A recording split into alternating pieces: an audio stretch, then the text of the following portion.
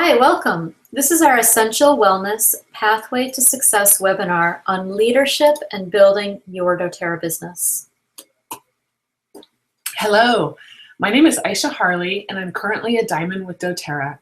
For me, the oils have been a powerful healing tool, and both the products and the business have dramatically enriched my life.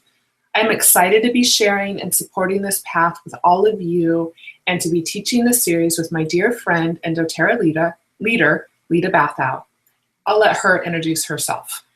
My name's Lita Bathow, and I've been working with doTERRA for a few years now.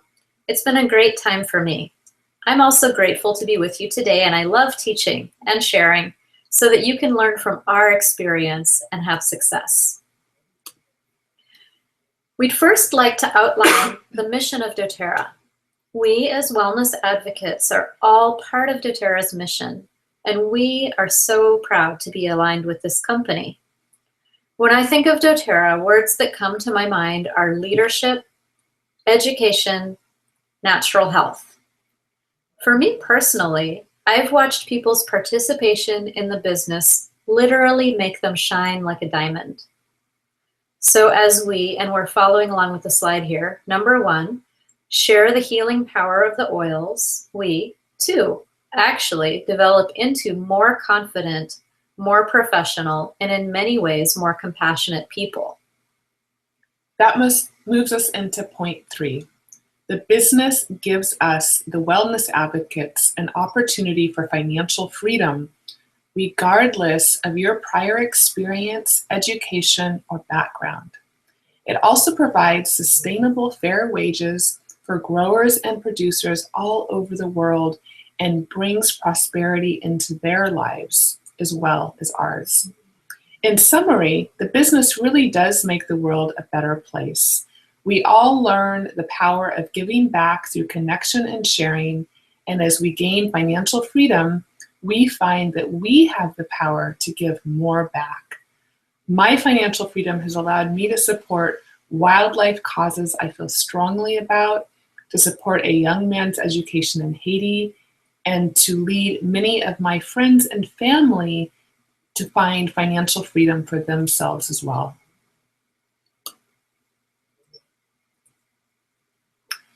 This quote is from the CEO and president of doTERRA, David Sterling. At the 2014 Leadership Retreat, I was very moved by this and feel that it sums up our experience of working with doTERRA. doTERRA is about healing people, healing them physically, healing them emotionally, healing them financially, and sometimes even spiritually. I have really experienced this to be true. I have healed myself, and I've seen my friends and family transform in magical ways. In doTERRA, we have a culture. We maintain a culture of helping and supporting each other because it's absolutely true that we all succeed together. And it's in our own interest to help others. I know when I started, I thought, I don't think I can do this by myself. And then I realized I don't do it by myself. Remember that we are one big family, and everything we do as individuals reflects back on all the other wellness advocates and on the company, which is why it's important to maintain the standards and the culture that we have created. The culture that we maintain includes the points on this slide. We are going to review the points on this slide. As wellness advocates, it's important to be kind, caring, warm, and safe. The focus is on providing natural healthcare solutions, putting the needs of others first, and creating a community where we work together rather than compete with one another. We are a relationship-centered business and need to trust ourselves, our company, and each other. Building trust is a foundation of the business as a customer and as a leader. doTERRA has a mission. The mission is to provide cheaper, safer, and more effective solutions to life's challenges. It is a cause-driven company, and we keep this cause in mind as we do our business. As leaders, we lead through serving others. When you help someone get what they need and want, you will get what you need and want. We also strive to serve and support rather than being driven by money.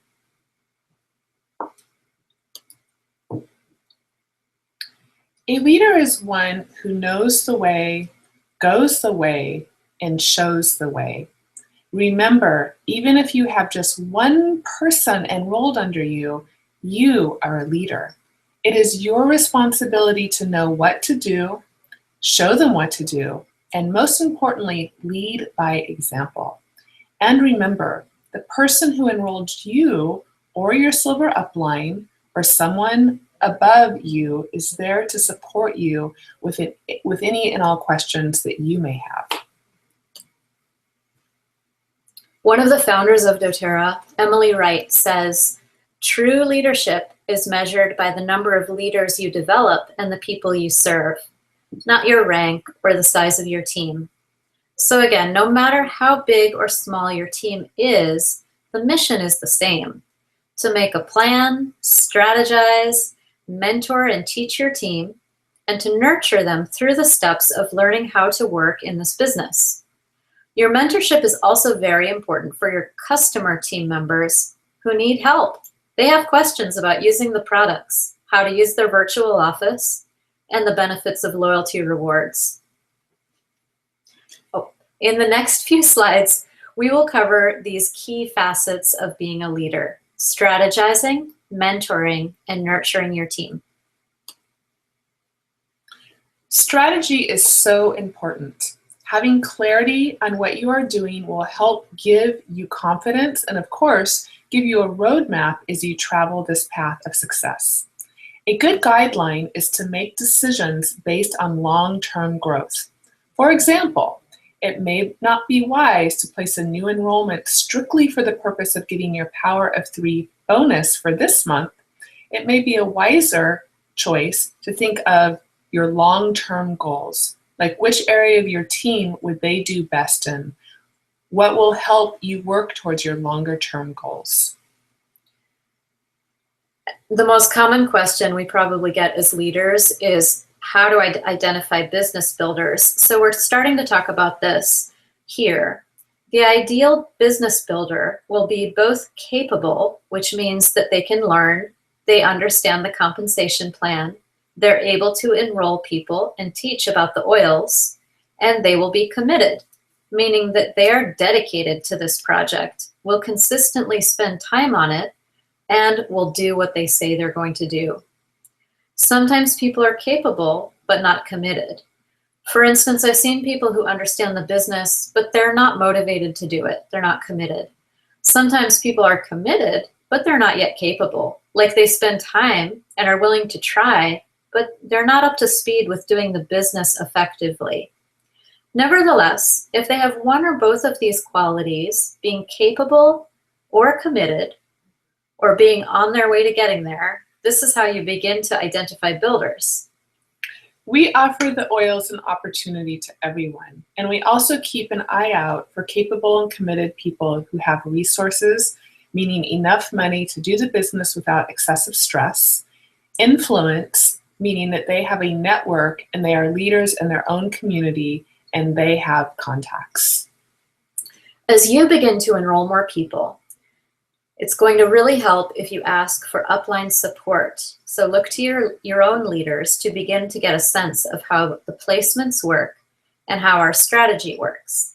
You'll quickly get the hang of it as your business grows. It's really helpful to seek the guidance of more experienced leaders. We'll talk about general placement guidelines and strategies in a separate presentation, since this is a big topic, but we just wanted to touch on it here. Everyone asks, how do I know if someone will be a leader? We touched upon this in part 4 of our business training, the class called Duplicate. Basically, you never know for sure at enrollment what people will do, but it's important to do as much follow-up, like your membership overview, as possible and get to know them. Don't be afraid to directly ask them if they are interested in creating an income with doTERRA. That's true. The more information you have through getting to know someone, then the easier it's going to be to get a sense of what they want to do and also what you will do in response. As far as looking for leaders, I find that it helps to get really clear on the type of people you would like to attract. You can envision your perfect leader. Like, what kind of qualities would that person have? What would they be like? Through getting clear on who you want, you may begin to attract those types of people. By being a leader, you will attract leaders. Likewise, as your team sees you stepping into a role of leadership, they will model what you're doing and become leaders themselves. Often people need time and nurturing, and then they step up. I'm going to just read the points on the slide. Mentor those who move towards you. Find people you connect with. Watch for those who work well with others. Become a leader and you will attract the same. Know the characteristics you are looking for. See others as leaders. Sometimes our greatest leaders are already on our team. They just need nurturing to become the leaders we are seeking. So true. So moving on to mentoring your leaders as they begin to reveal themselves, I find mentoring really fun. You get to answer questions, problem solve, and strategize with your team.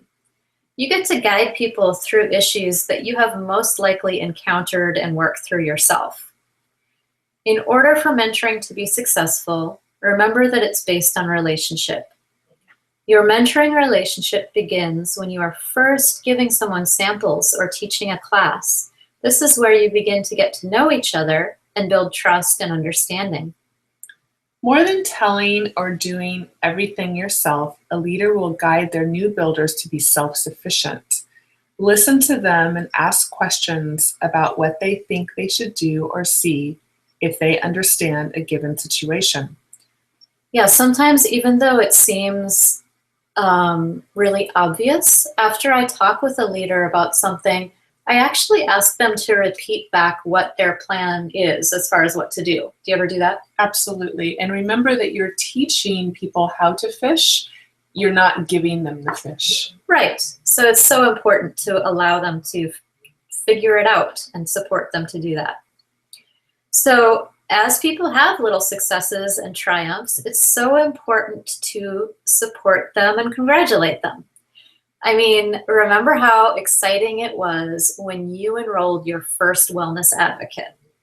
Congratulate your builders as they learn new things and reach new goals. We as leaders act primarily as guides. Think of it this way. In school, your teacher couldn't do your homework for you, but they could help you when you got stuck or offer new information when you needed it. This is our role as leaders. If we do everything for our builders, they will never learn to do it for themselves. This is really important and something that Aisha and I see a lot. In the rush to get things done, because as leaders, we already know what to do, we have a strong impulse to just do it for a lot of people rather than teaching them how to do it and helping them to be self-sufficient, empowered, and independent. It's a great lesson for us all to learn. Teach them and push the little baby builders out of the nest. People learn best from firsthand experience, so it's okay if they make little mistakes. Your job is to notice when things are going off track or if they have made a mistake. Give your leaders loving guidance to help them through challenging moments and encourage them to stick with it as they learn. It's great to see what works as far as your consistent way of checking in with each person. Some builders like to do a weekly phone call with me to assess where they're at and what to do in the following week. Some leaders text their direct upline every day to check in and get questions answered. So whether it's an in-person meeting, a phone call, texting, decide on a membership protocol and stick to it. Both sides must respect each other's time and be committed to the mentoring relationship. When working with your leaders, we recommend that you ask a lot of questions. Listen, more than talk. I'm going to say that again. Listen more than talk. You are there to serve and support them. This way, you won't assume what is going on with them. You will get an accurate picture of where they're at and where they need support. Here are some mentoring questions we use all of the time as we work with our team. And I want to share with you that I've gleaned some very insightful information when asking these questions, rather than just assuming I know what is going on for somebody. So I'm going to read through these. You don't necessarily need to use all of them, but take a moment to write them down and learn them and bring them into your conversations. So here we go. What is your why? How are you feeling about your business? What are your goals for the year? Currently, we're in 2015. What would you like to create? Where are you getting stuck? What do you think you can commit to regularly? What skills do you feel like you need to improve upon? How do you best feel supported? And what does support look like to you? So what does that mean to you? Going back to the support question. What are your office hours? This is a really big one. Are you running a hobby or a business? When is your personal time versus your family time versus your office hours? What can you commit to every week? How committed are you to getting there? I usually ask people to answer that on a scale of 1 to 10. What are you going to do when stuff comes up? What would it mean if you achieve your goal, and what would that feel like? So the more you can allow people to say the answers to these questions in their own words and hear themselves articulate their vision, the more they will be able to embody that vision, and it will be less something that you are imposing upon them or your plan for them. And I know as leaders, we all have our plans, and we, feel like, oh my gosh, if this person did this or that, they would succeed. But allow your leaders to create their own vision, and that will be so much more effective. This will also be very helpful to you, because then you can support your leader at the level that they are willing to show up. And if your leader is at a place in their life where they only have 2 hours a week to spend on their business, then you know that you can match them at that same level as they move into embracing doTERRA on a larger level. We find that people tend to get burnt out when you're actually doing more than your leader, and that's where the frustration and the resentment comes in. Exactly. And that frees you up. If someone can only spend a couple hours a week, you can dedicate a little bit more time to somebody who's more active. So, nurturing. Relationships are truly a gift of this business. As you might know, I'm a yoga teacher. In yoga, we say that relationship is both the most challenging thing in life and the most rewarding. It's where we meet issues and challenges, and we have a lot of opportunity to grow, find connection, and get more done through team effort and capitalizing on everyone's individual strengths. As a leader, one of the most important skills you can cultivate is to be very present. It's kind of like yoga. Listen and be present as if you are going to be there in that moment with that person forever. There is nothing else going on and nothing else to do. Multitasking does not belong here. Take it one step and one question at a time, and when you're with someone, really be with that person. I invite you to really learn about the people around you. I know that through this business, I've had the good fortune to get to know people I never would have met, let alone gotten to know. And it's been such an enriching experience for my whole life. Yes, remember, you have to meet people where they are. People on your team will be at different stages than we are. They may have a different style of doing things. They may have different opinions. So seek to understand rather than being understood.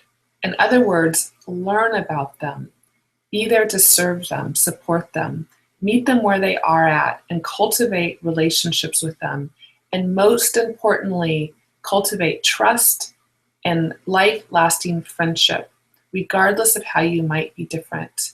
We are all more the same than we are different. So again, recognize and appreciate your team members. Recognize that by what you do, you are creating a team culture. Your behavior is going to be duplicated. So decide what you're going to do. Do you send cards when people accomplish something? Do you take team members out to tea? Do you call them when they're having a hard time, whether in their business or in the rest of their life? However you choose to behave in your team is going to set an example and create a culture. So as you decide how to do these things, remember that it's going to be important to be consistent with them, and also how you behave is going to be duplicated as the culture of your team. Such good points, Lita. Thank I you. want to read this quote at the top of the slide. doTERRA is truly a relationship business. Your business will only be as strong as the relationships in it. So take the time to nurture 2+ builders weekly in your connections. Cheer your team on and celebrate their success as much or more as your own. I even also recommend in this idea of nurturing, nurture your builders, nurture your new enrollments, nurture people that are coming into your business, because again, you're showing up in leadership in all of those areas. And by doing this, this will really help cultivate your business in a very prosperous way. So we're going to end with this quote, the law of influence. Leadership is simply about influencing people, nothing more, nothing less. The true test of a leader is to ask him to create positive change in an organization. If you cannot create change, you cannot lead. Being a leader is not about being first, or being an entrepreneur, or being the most knowledgeable, or being a manager. Being a leader is not just holding a leadership position. It's not the position that makes a leader, but the leader who makes the position. The very essence of power to influence lies in getting the other person to participate. He who thinks he leads but has not followers is only talking a walk. Taking a walk. Taking a walk. The 21 Laws of Irrefutable Laws of Leadership by John Maxwell. So thank you for joining us. Join Aisha and I and our other Essential Wellness leaders on the Essential Wellness Pathway to Success Facebook page to participate in conversation and contribute to the community, ask questions, and engage. This is a very supportive community, and your presence is important to us. Thank you all so much. We'll see you soon.